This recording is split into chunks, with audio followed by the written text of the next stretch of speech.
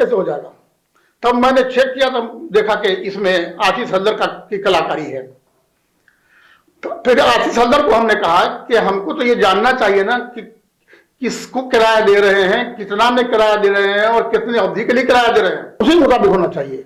अपने मन से 24 रुपए स्क्वायर फीट के हिसाब से किराया आपने किस प्रकार तय कर दिया, ये सरासर नाजायज कूटकरण है, 420 है। इतना ही नहीं किया, जो स्टाम्प वेंडर होते हैं जी कचहरी में जी, स्टाम्प वेंडर से इन्होंने हमारे नाम पर मेरा झूठा हस्ताक्षर करके, गलत हस्ताक्षर बना करके स्टाम्प निकाल लिया ताकि उस पर एग्रीमेंट बने। नमस्कार, आप देख रहे हैं एमबीसी 24 और मैं हूं आरती बाला आपके साथ। आज हम काफी अहम मुद्दे पर बात करने वाले हैं। आपको बता दें कि इससे पहले भी हमने ये मुद्दे उठाए थे और इस पे कितना इंप्लीमेंट हुआ है और क्या कुछ और जो है उस पे इंप्लीमेंट किया जाना बाकी है, उन सभी मुद्दों पर आज हम बात करेंगे। और हमारे साथ बात करने के लिए आज स्टूडियो में मौजूद हैं मोहम्मद मंसूर अहमद, जो कि रिटायर्ड डीआईजी भी हैं। तो उनसे जानते हैं कि क्या कुछ इंप्लीमेंट हुआ, क्योंकि इसके पहले भी हमने इनकी ये खबरें चलाई थी, और क्या कुछ जिस तरह से वो न्याय की गुहार कर रहे हैं बावजूद इसके जिस तरह उनको गुमराह किया जा रहा है, ऐसे में क्या कुछ अब आगे उनके प्लान है और कैसे उस पर इंप्लीमेंट किया जाएगा। इन सभी मुद्दों पर हम बात करेंगे और जानेंगे उनसे कि आखिर किस तरह वो न्याय की गुहार कर रहे हैं बावजूद इसके जो बरगलाने का काम है वो लगातार जारी है। तो सर, आपका बहुत बहुत स्वागत है हमारे स्टूडियो में, और बताएं आप कि किस तरह से आपने न्याय की गुहार लगाई है, बावजूद इसके मिल रहे हैं तो तारीख पे तारीख, और आपको लगातार गुमराह किया जा रहा है। देखिए, इस मैटर में मैं दिसंबर में भी बोल चुका हूं जी। वहां एक सीनियर एसपी हुआ करते थे जयकांत जी। वो अभियुक्तों की ओर से जी। न केवल मिले हुए थे बल्कि अभियुक्तों को मदद भी कर रहे थे, और वो चाह रहे थे कि इस केस का लीपापोती करके मामला को खत्म कर दिया जाए। जब उनसे हम ये कहते कि जब सुपरविजन में ये केस ट्रू हो गया है जी। और केस ट्रू है, उनके अगेंस्ट में एविडेंसेस हैं, तो आप उनको अरेस्ट क्यों नहीं करते। तो वो कहते कि उनके लिए तो निकालना पड़ेगा वारंट। तो हम कहते वारंट आप निकाल लें जी। तो उन्होंने कहा कि अच्छा ये बताइए कि हम क्यों नहीं आपको अरेस्ट कर लें, आप उनको अभियुक्त को अरेस्ट करने के लिए कह रहे हैं, तो आप ही को क्यों नहीं अरेस्ट करें। तो मैंने कहा कि आप मुझे किस परिस्थिति में अरेस्ट करेंगे, किस आरोप में अरेस्ट करेंगे। तो उन्होंने कहा कि काउंटर केस करा के अरेस्ट कर लेंगे। अरेस्ट करने की बात है तो काउंटर केस करवा लेंगे उन लोगों से। इससे ये साबित हो गया, इससे ये प्रमाणित हो गया कि ये दूसरी पार्टी से मिले हुए हैं। जी। तो कहीं ना कहीं जब सारे सबूत और सारे जो एविडेंस है वो आपके फेवर में है, बावजूद इसके किसी बड़े अधिकारी का इस तरह से बोलना मतलब कहां तक जायज नजर आ रहा है, आपने इसके खिलाफ क्या किया? और उसके बाद उन्होंने कहा कि इस केस को हम रिपोर्ट 2 में तहस नहस कर देंगे, सड़ा देंगे इस केस को, इतना इंस्ट्रक्शन दे देंगे कि वो कभी पालन होगा ही नहीं, और इस केस को सड़ा देंगे, आप देख लीजिएगा। समझ नहीं यार। तो हमने कहा कि आप सड़ा दीजिए, लेकिन you are not last word जी। आप अंतिम शब्द नहीं हैं, आपके ऊपर भी लोग हैं। इतनी बात हुई। इन्होंने कई जगह पर रिपोर्ट 2 में गलत बयानी से काम लिया है। एक जगह ये कहते हैं कि वादी ने कहा है जी। अपने बयान में, अपने स्टेटमेंट में, कि इस केस का एग्रीमेंट, लीज एग्रीमेंट मैंने ही बनाया है। यह बातें एकदम झूठ है कि हमने ऐसा कहीं कहा हो। अगर ऐसा कहीं कहा है तो वो दिखाएं सीनियर अफसर के पटल पर। जी बिल्कुल, क्योंकि इस तरह की जो चीजें होती है वो कहीं ना कहीं लिखित में होती है। लिखित में होती है। तो फिर इस तरह की जो बातें आ रही वो लाइनिंग को दिखा दें कि हमने कहा है कि हमने एग्रीमेंट बनाया है। हमने ये जरूर कहा है कि आशीष हल्दर से पिछले 20-25 वर्षों से हमारा सब जान पहचान ही नहीं, बल्कि हमारा वो टीडीएस भी भरते थे जब हम सेवा में थे जी। तो उन पर इतना विश्वास जम गया था कि वो कहते थे कि इस पर साइन कर दीजिए, इस पर साइन कर दीजिए, हर एग्रीमेंट बना के लेकर के आते थे और फिर साइन करवा लेते थे और हम कर देते थे।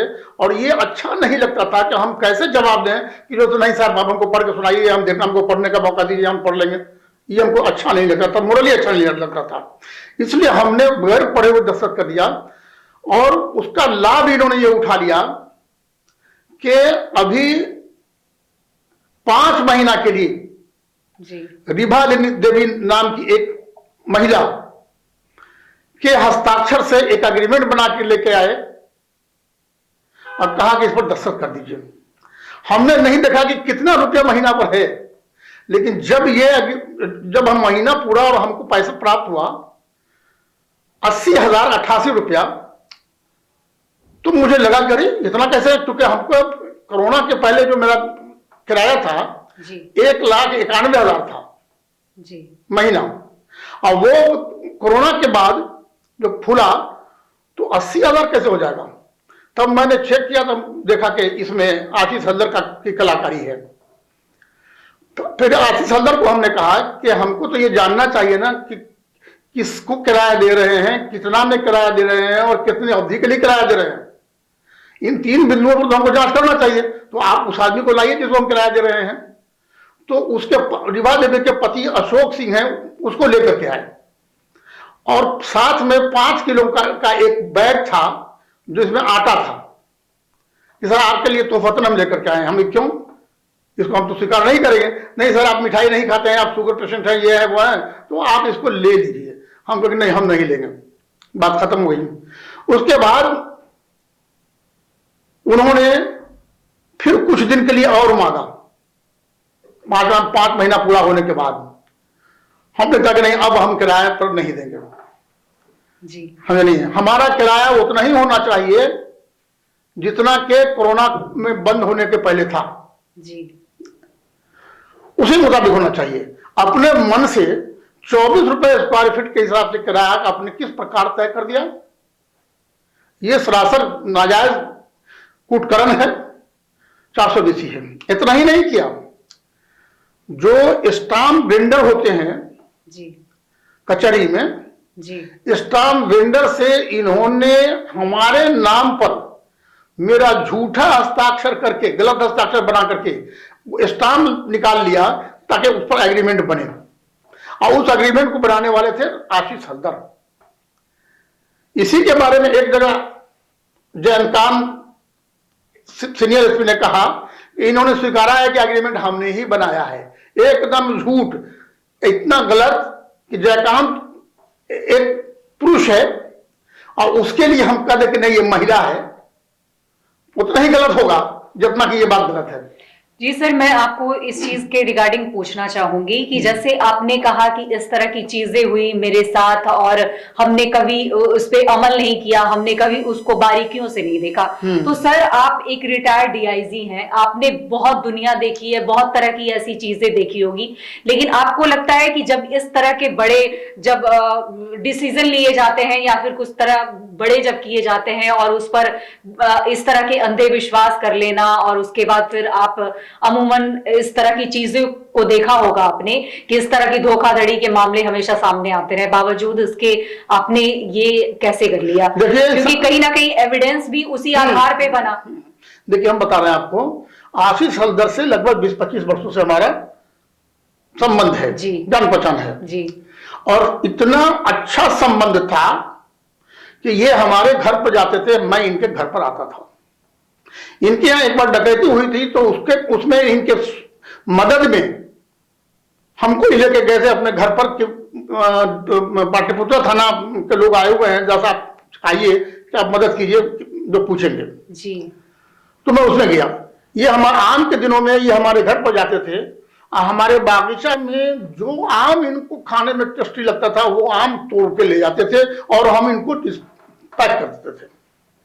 तो सर कहीं ना कहीं इसको ये माना जाए कि पृष्ठभूमि जो है कहीं ना कहीं उस समय से तैयार हो रही थी। पृष्ठभूमि तैयार, उसमें एक और बात है कि इन्होंने हमसे एक प्रस्ताव रखा जी कि हम ऐसा चाहते हैं कि रिटायरमेंट के बाद भी जी आप एक गाड़ी एक ड्राइवर रख करके अपना मेंटेनेंस कर सकें जी। इसलिए आपके पास इतना जगह जमीन है, आप इसको बेच करके, और आप मॉल हम बना रहे हैं मुजफ्फरपुर में, द ग्रांड मॉल, इसमें आप जो है एक फूड कोर्ट का एरिया ले लीजिए, तो आपको किराया आता रहेगा और आपका काम चलता रहेगा।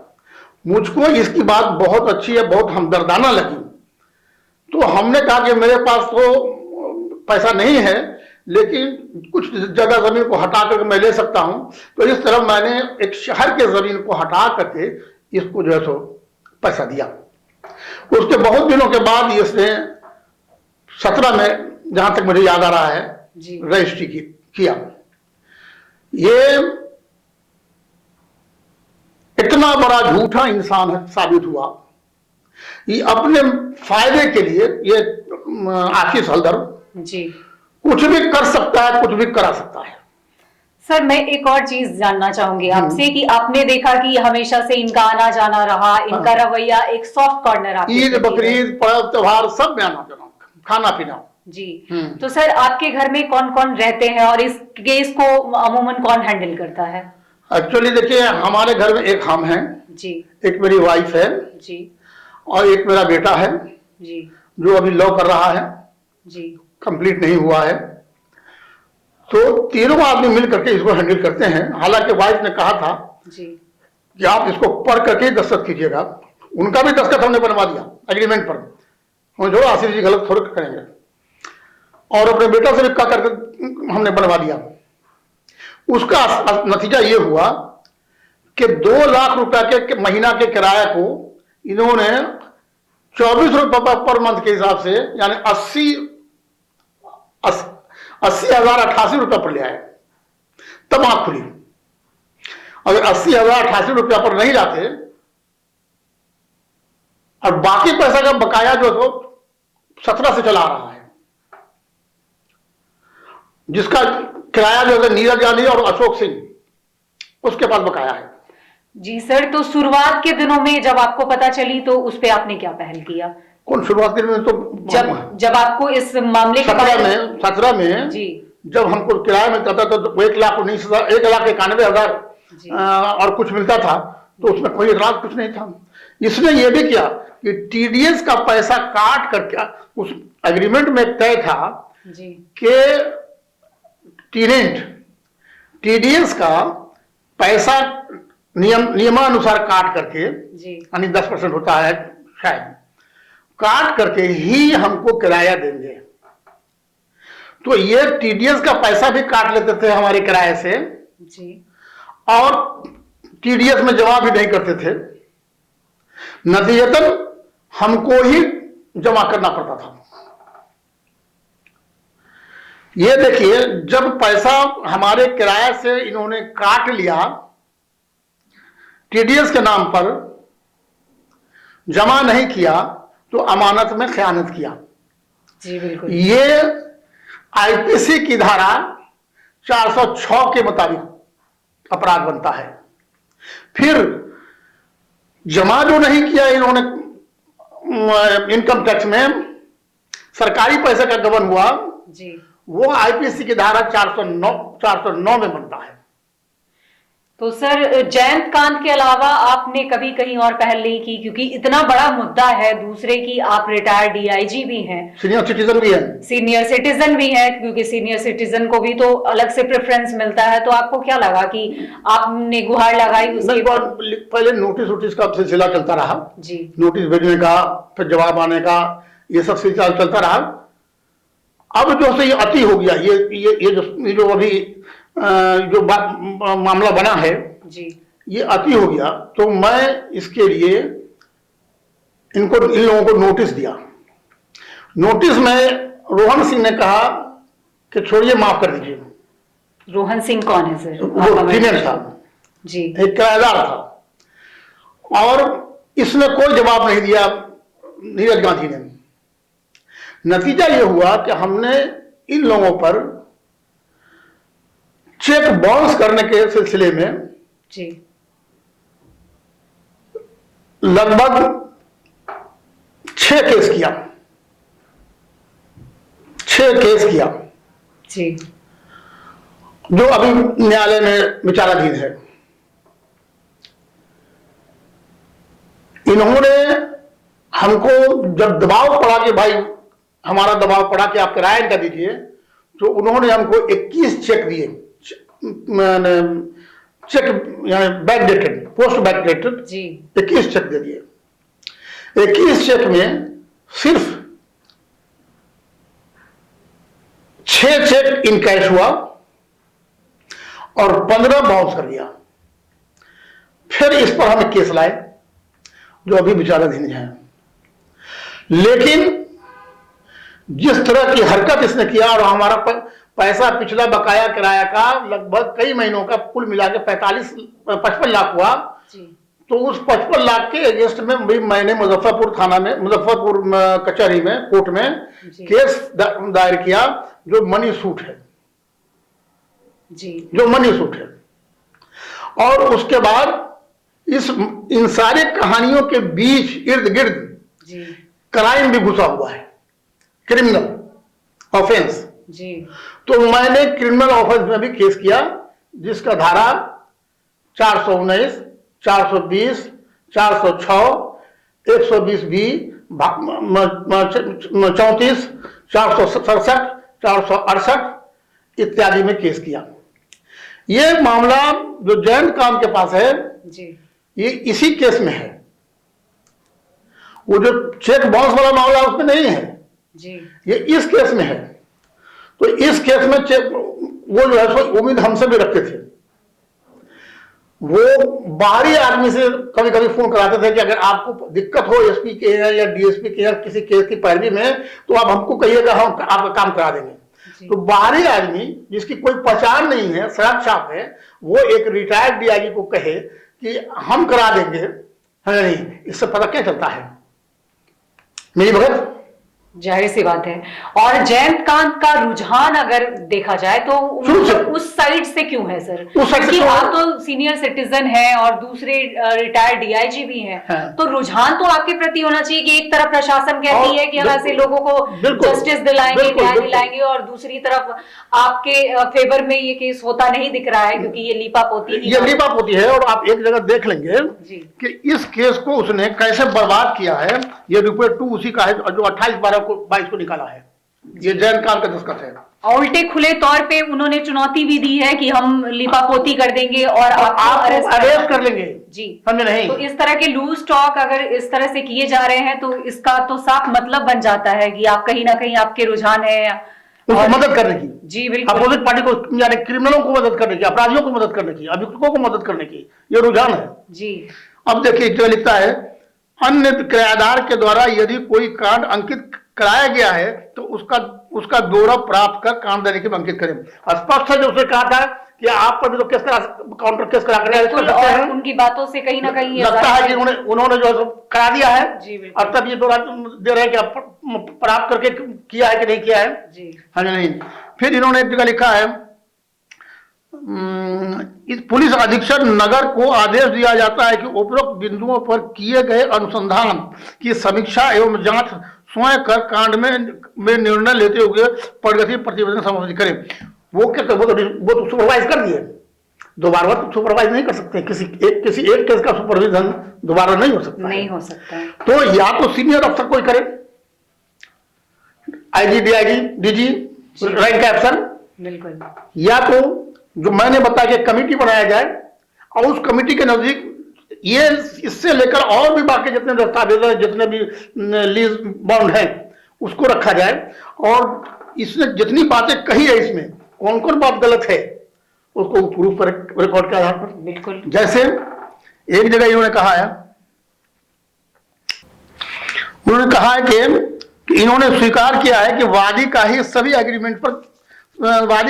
एग्रीमेंट बनाया हुआ है, जबकि मैंने ऐसा नहीं कहा है, एकदम झूठ है।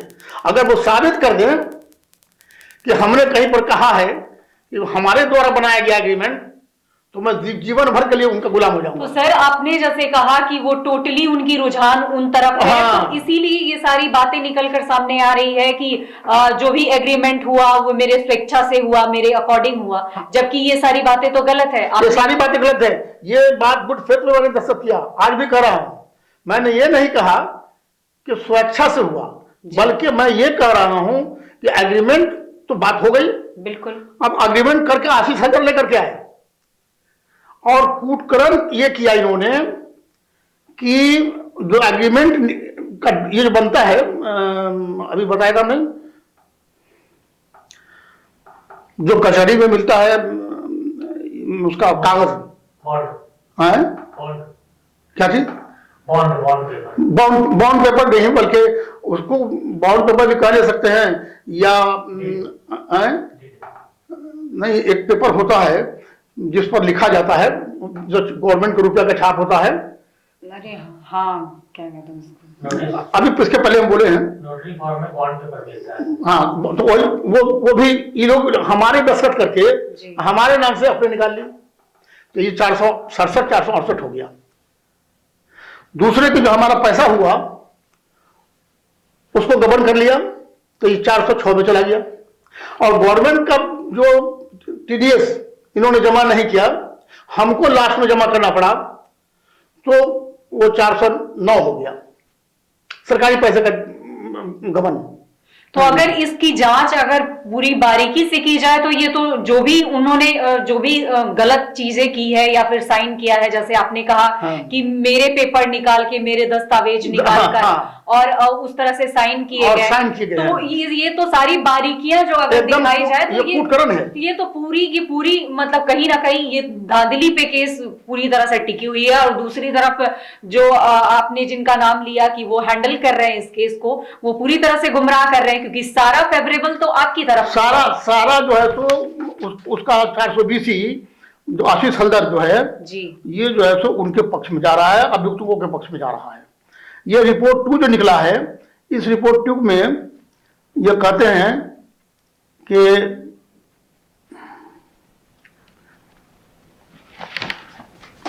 अन्य किराएदारों के द्वारा यदि कोई कांड अंकित कराया गया है तो उसका ब्यौरा प्राप्त कर कांड रणनीति में अंकित करें। फिर यह इस घटना से संबंधित पूर्व से माननीय न्यायालय में नालसीवाद 33536 2021 3538 2021 चल रहा है।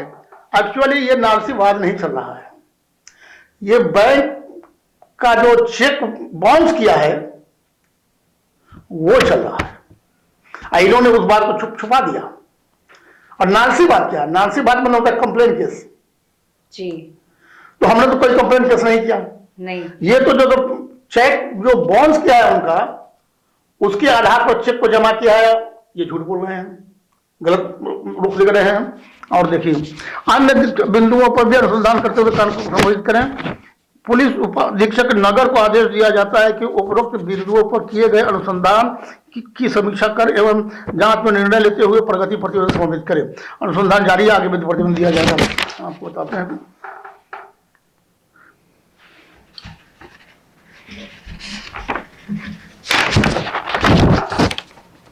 वादी ने प्राथमिकी में यह अंकित किया है कि, है ना, ये अंकित किया है कि आशीष हल्दर के धोखे से उनके पुराने किराएदार नीरज गांधी के साथ षड्यंत्र कर एक नया आदमी को बीच में लाकर फिर से कम रेट पर उनके पुराने किराएदार नीरज गांधी को दे दिया गया है। इसलिए यानी डमी आदमी को डमी बनाया, यानी रिभा देवी को जी, और अशोक कुमार सिंह उसके पति को जी, और क्योंकि उनके यहाँ तो मेरा 55 लाख रुपया बाकी है जी, वो अगर सामने आते तो हम देते नहीं उनको जी। तो उसका लाइसेंस था अशोक कुमार सिंह और रिभा देवी का, तो उसको ला करके सामने जो उसके चलाता यही था, ये डमी था वो लोग। और देखिए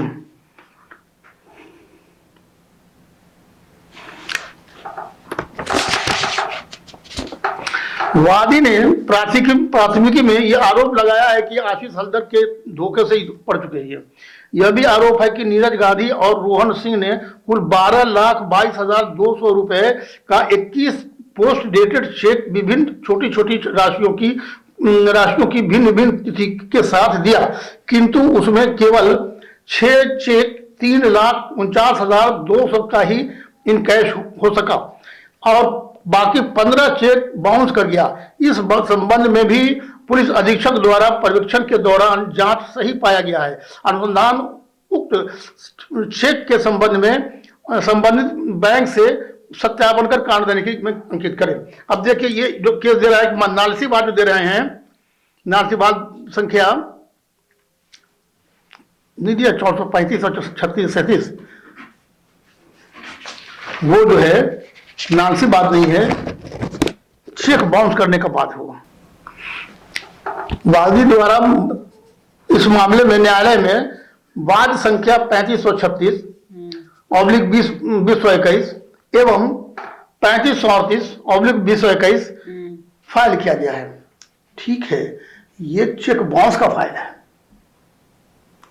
ये कोई नालसी कंप्लेंट केस नहीं है इस सिलसिले में। जी बिल्कुल, ये इसमें तो साफ तौर पर कहा ही जा रहा है। हाँ। साफ जो भी मुद्दे हैं वो बिल्कुल क्लियर नजर आ रहे हैं। क्लियर नजर आ रहा है। और आपने आपके जो लॉयर हैं उनका क्या कहना है, क्योंकि सारे जो सबूत हैं और जितने भी भाई केस को खा दिया, सड़ा दिया, ये केस जीवन में निपटा नहीं होगा। तो फिर आगे आपने क्या सोचा है, क्योंकि अब यहाँ पे जयकांत जो है वो आपकी सारे केस को दबा रहे हैं। तो अगर कहा जाता है कि आपके जब केस जो है वो थोड़े से कम पड़ जाते हैं तो आप उसके लिए आगे के लिए फाइल करते हैं, आगे लिए फाइल तो फिर आपने आगे के लिए क्या सोचा है, क्योंकि यहाँ तो ये मैटर दब चुका है। दब ही नहीं चुका, बल्कि ऐसे ऐसे झूठे एविडेंस जयकांत ला रखा है कि जिसकी पुष्टि कभी नहीं होगी। लेकिन कहा जाता है कि सच कुछ देर के लिए छुप सकता है, लेकिन हाँ, सच को मार सत्य में देते। जी बिल्कुल।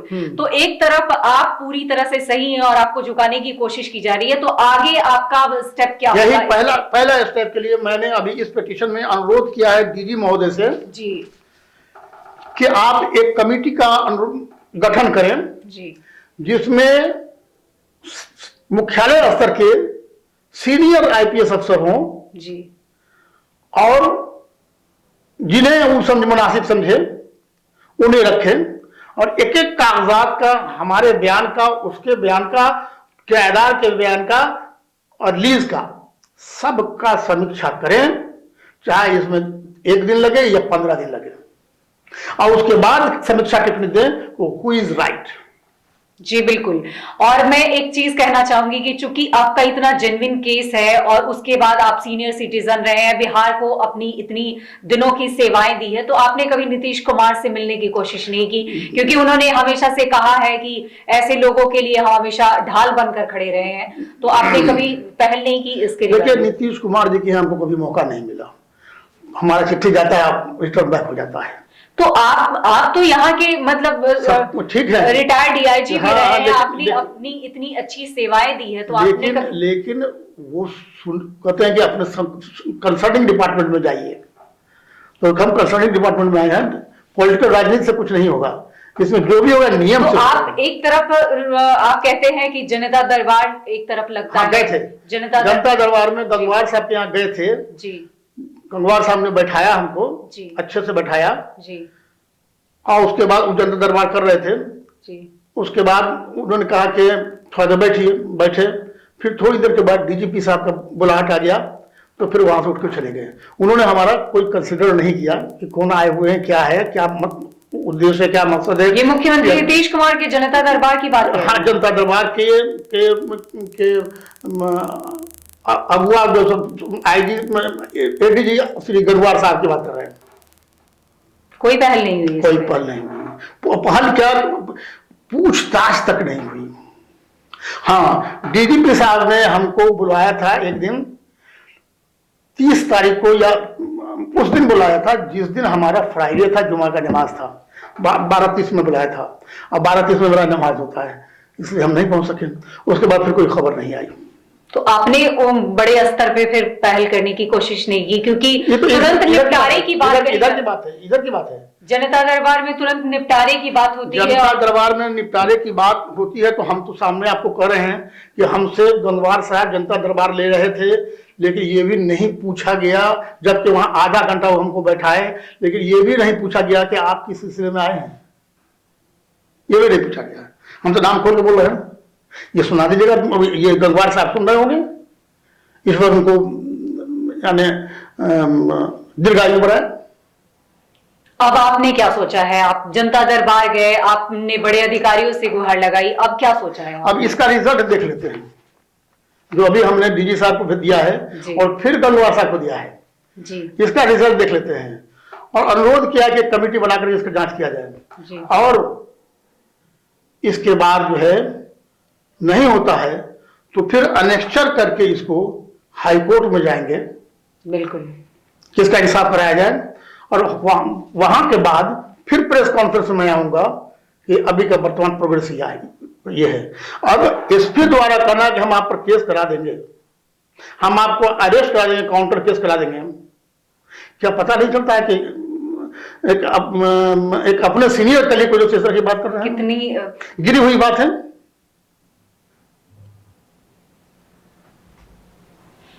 एक लालच उन्होंने जाहिर किया था हमारे नजदीक 55 लाख का आपका मामला है, तो हमने उनको अपने से कह दिया कि आप 5 लाख रुपए ले लीजिए, उसमें से 50 लाख रुपए हमारा दिलवा दीजिए।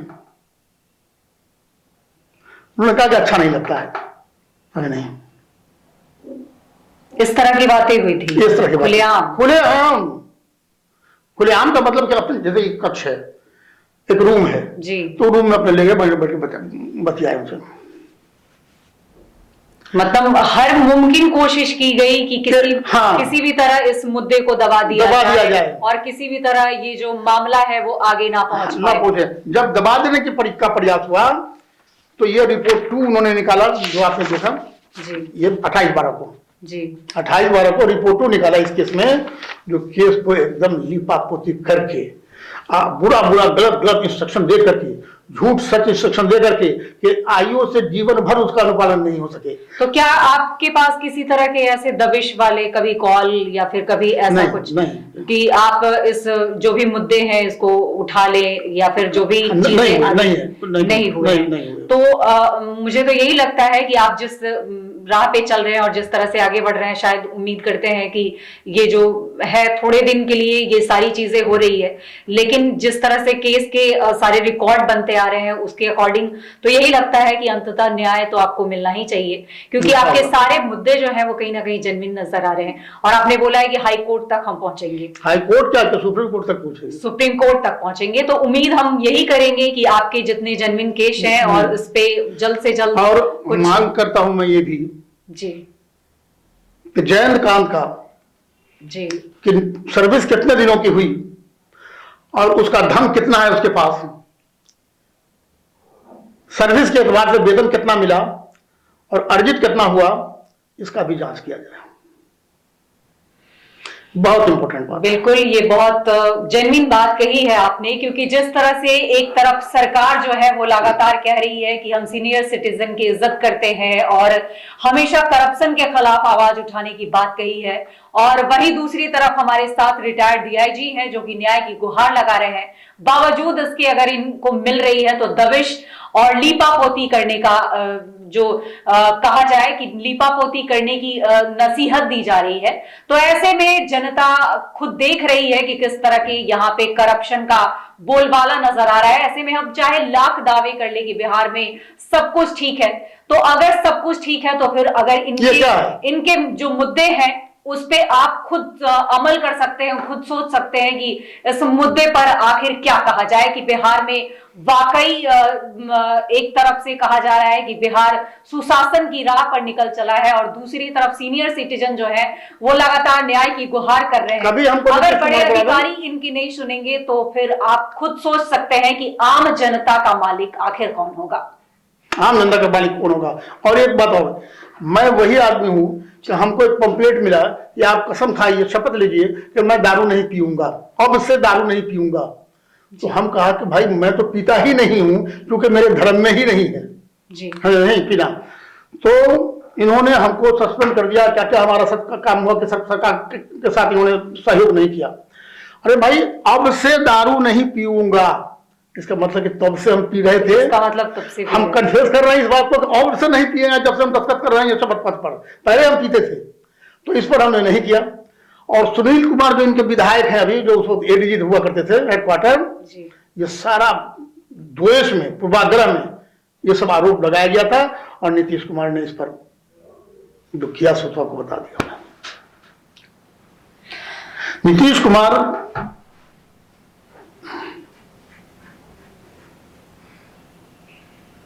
एक बड़े राजनेता हैं,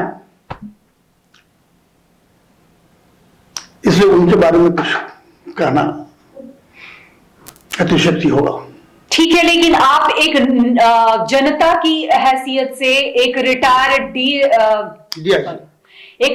डीआईजी के हैसियत से तो आप कहीं ना कहीं इस बात को रख सकते हैं कि जिस तरह से आप लगातार भटक रहे हैं और उस पर सुनवाई नहीं हो रही है, तो कहीं ना कहीं लोग इस चीज को लेकर बायस नजर आ रहे हैं कि बिल्कुल कि ये दस्तखत कहाँ का है, ये डीजीपी ऑफिस का है, मैं रिसीव कराया हूं और रिसीविंग है, अब मुहर है। ये दस्तखत ये रिसीविंग है और किसके यहाँ का रिसीविंग है,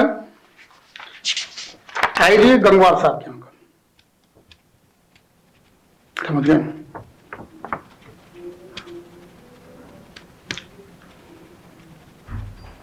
इसमें तो मुझे समझ में नहीं आता, इतना मटेरियल एविडेंस है कि मैं कहां से शुरू करूं और कहां खत्म करूं। लेकिन इसमें जयंतकांत इंशाअल्लाह नहीं बचेगा, वो नहीं बच सकते हैं।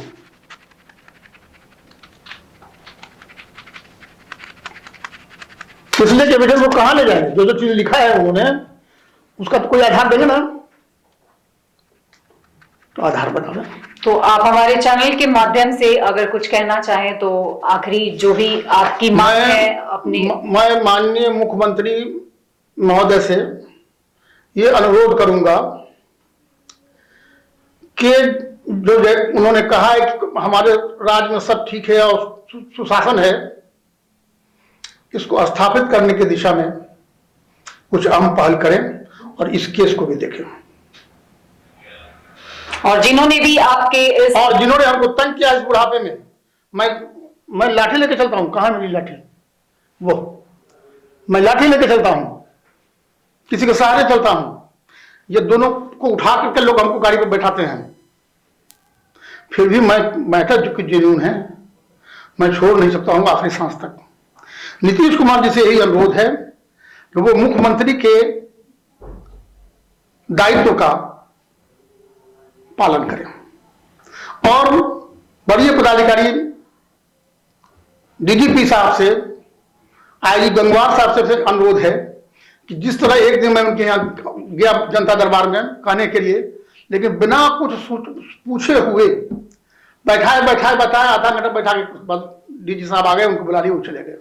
उस तरह अब न करेंगे, देखा रहने की जरूरत नहीं है। मामला जयंतकांत न उनको काम आएंगे न हम काम आएंगे, लेकिन ईमान अपना, नियत अपना आपको काम देगा। जी, तो ये थे हमारे साथ रिटायर्ड डीआईजी मोहम्मद मंसूर अहमद जी, और इनके जो भी मुद्दे हैं हमने आपके समक्ष रखे हैं। अब फिलहाल इस पर क्या कुछ सरकार संज्ञान लेती है और किस तरह से इन्हें न्याय मिलता है, इसके लिए लगातार हम यूं ही कहीं ना कहीं पहल करते रहेंगे और इनके मुद्दे यूं ही उठाते रहेंगे। फिलहाल आप यूं ही जुड़े रहे NBC 24 के साथ।